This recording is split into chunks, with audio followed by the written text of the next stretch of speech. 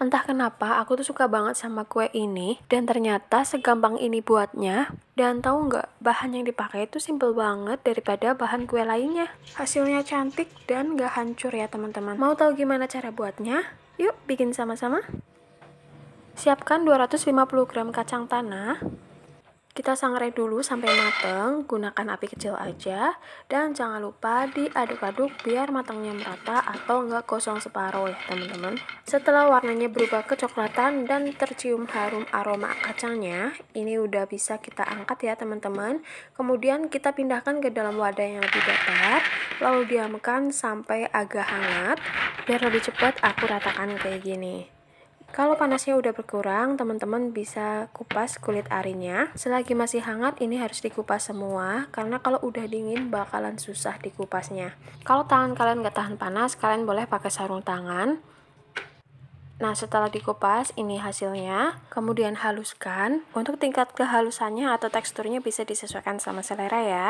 Kemudian siapkan tepung pro sedang sebanyak 500 gram. Kita campurkan kacang yang udah dihaluskan sebelumnya. Kemudian aduk-aduk sampai semua tercampur rata. Oh ya, buat teman-teman yang baru mampir, silahkan like, komen, subscribe terlebih dahulu. Biar aku makin semangat upload video baru lainnya. Dan kalau udah, makasih ya.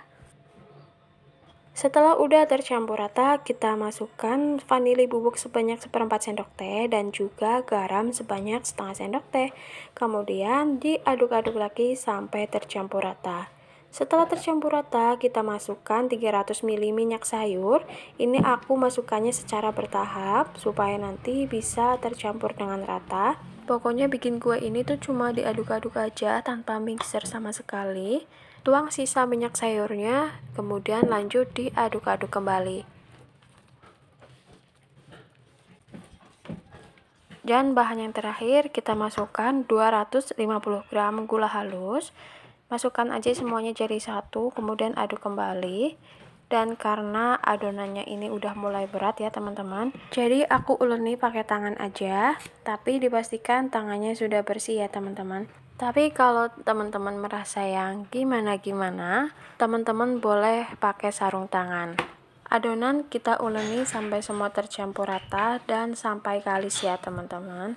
Kalau teksturnya udah seperti ini, mudah dibentuk dan nggak pecah, berarti ini udah siap dicetak ya teman-teman. Sebelumnya siapkan loyang. Di sini loyangnya aku olesi dulu dengan minyak sayur. Oles tipis-tipis aja secara merata.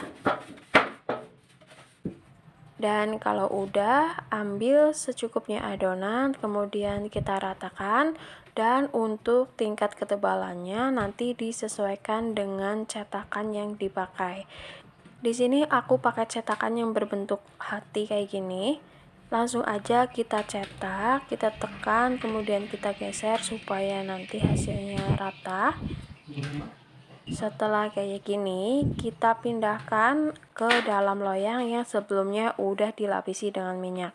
Kita tata satu persatu dan kita cetak semuanya hingga adonannya habis. Segampang ini buatnya dan bahannya juga simple.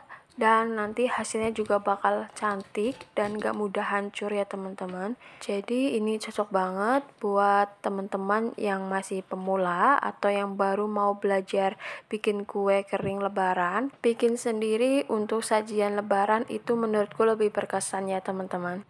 Nah, kalau dicetak semua, untuk bahan olesannya aku pakai 2 kuning telur dan juga 1 sendok makan minyak sayur. Dikocok atau diaduk sampai tercampur rata. Dan kalau udah seperti ini siap untuk bahan olesan.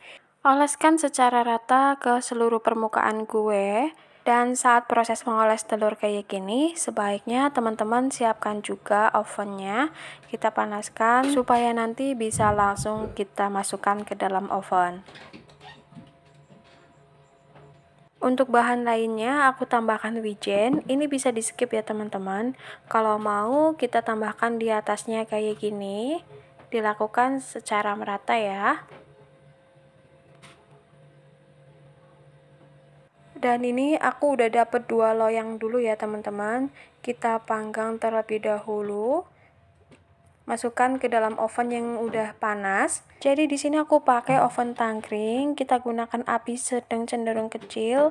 Kita panggang selama 20 menit dan jangan lupa tutup lubangnya, kita buka ya. Setelah udah 20 menit, kita tukar posisi loyangnya. Untuk loyang yang ada di tangkringan atas, kita pindahkan ke tangkringan bawah. Begitu juga sebaliknya. Untuk loyang yang ada di tangkringan bawah, kita masukkan atau kita letakkan di tangkringan atas. Kemudian kita oven lagi selama 20-25 menit atau tergantung dengan jenis oven yang dipakai. Dan ini kue kacang yang udah mateng, aromanya wangi banget dan hasilnya cantik ya teman-teman. Kita diamkan terlebih dahulu sampai benar-benar dingin, baru setelah kuenya dingin kita masukkan ke dalam toples. Di sini aku mau masukkan ke toples yang ukuran 500 gram, susun serapi mungkin ya teman-teman.